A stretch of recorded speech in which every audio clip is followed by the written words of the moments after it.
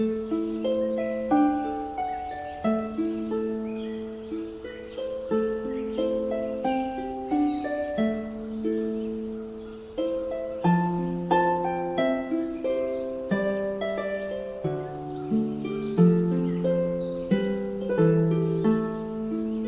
to reality! Cottagecore. What is that? So cottagecore is an aesthetic that has recently become very popular among the internet. Let's just say. So I searched for cottagecore dresses and scoured the internet for inspiration. Just kidding, I essentially chose the first picture I liked. Okay, so just like last time, I'm going to be analyzing the pattern of this garment. So this is a very simple bodice. If you have a sloper, just use that. And you don't even have to add a princess seam, but we're just going to scoop the neckline down, and then we're just going to add the scallops on top of it. And then there's going to be an extension here for the placket. And then there's just going to be your basic dart right here. And it's going to come down into the armhole, and then it's just going to come straight down.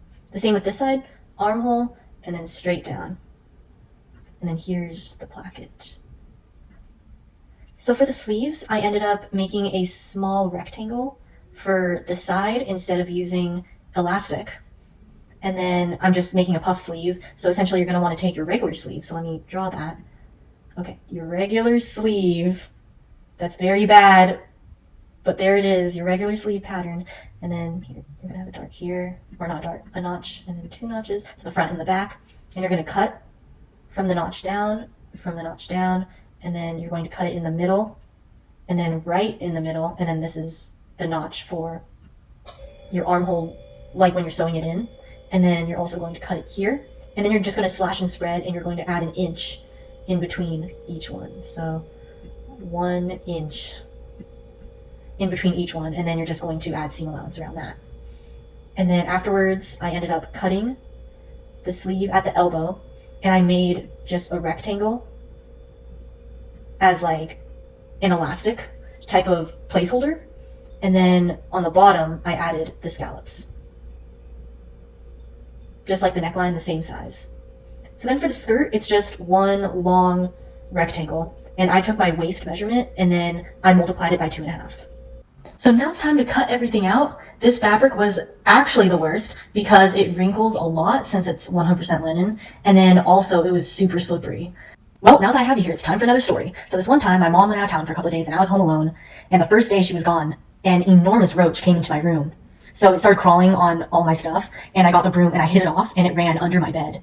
So after that, I called her and I told her that I was really afraid that at night I was going to go back in my room and it was going to be on my wall. And she promised me that it was not going to be there, that it probably went out the window or it escaped my room somehow.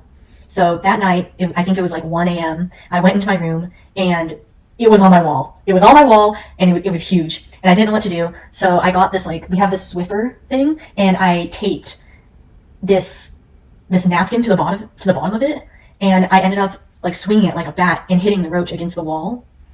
And then it fell and it climbed onto one of my rolls of fabric. And I ended up calling my mom again after that, telling her, I don't know what to do. I want it off the fabric, but I don't want it to fly. And she promised me that it was not going to fly. So I was like, okay. So I got the broom and I was trying to hit it off. And what do you know? It flew. It flew onto my desk. And at this point it was 2 a.m. And I was so scared that I just left my room. I left the light on. I literally I ran out of my room. I closed the door and I ended up sleeping in my mom's room that night. And then over the next couple of days, I didn't see it, but I left my light on the entire time. And eventually when my mom came back home, the night that she came back home, I saw it again in the kitchen. And I woke her up, panicked, and she came out of her room and she ended up killing it with a shoe. So that's the end of the story. Okay, well, let's get back to sewing. So now I'm going to be putting interfacing on the lining with the iron. And also look how much fabric I have left over. So first we're going to want to sew the darts on center front and center back.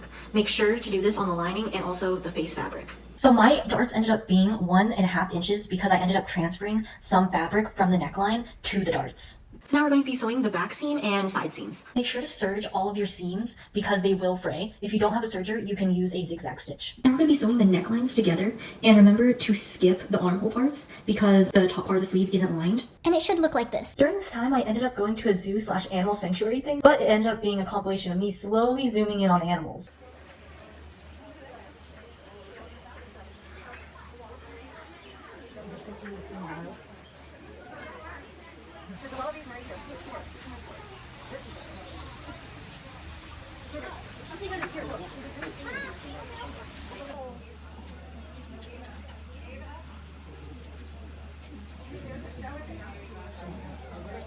That is the meatiest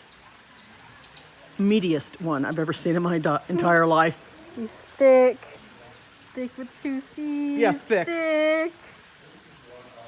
Definitely the thickest.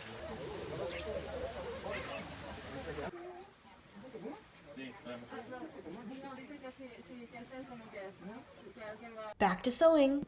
Okay, now we're going to be gathering this, and we're also going to be gathering the sleeves. After you sew your 3-part sleeve together, you're going to be gathering it and then sewing it directly to the bodice. Guys, do you hear that? Do you hear that? Yeah, that noise? Yeah, that's a sound of pain and suffering, aka buttonholes. So for the buttons, we're going to be using some of my grandma's buttons that she left behind. And it's these ones right here.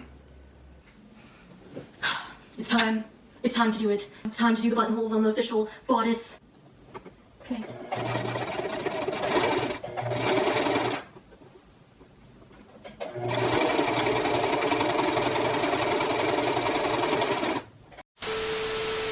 So now we're going to be gathering this side of the skirt, and then we're going to sew it onto the waistline of our bodice. So I ended up putting a zipper on the left side of the bodice, but I didn't end up filming it because sometimes zippers hate me, and sometimes I hate them back. So I didn't want anyone to make fun of me for sewing a zipper weirdly. But anyway, now we're just going to roll hem it, and roll hemming is basically when you fold the fabric over once, and then over twice, and then hem the bottom. And now, the reveal. But first, back to the dream world!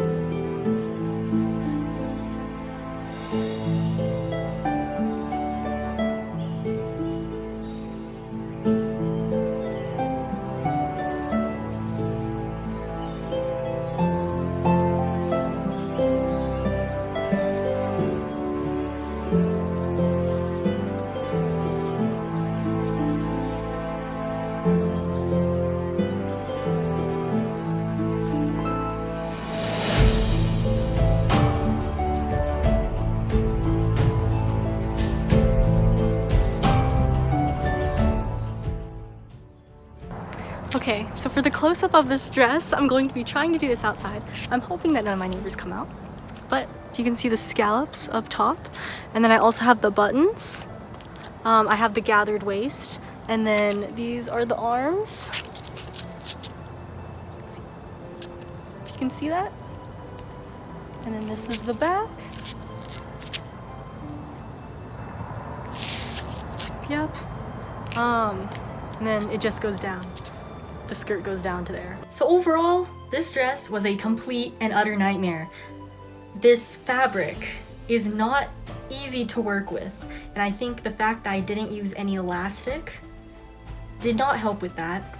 For example, like the sleeves, this, I actually had to go back and make it smaller because my original band was way too big or it got stretched, even if I had interfacing in it. And then also with the waistline, it also got really stretched and it dropped. So I had to take the bodice up an inch and then I had to bring it in as well.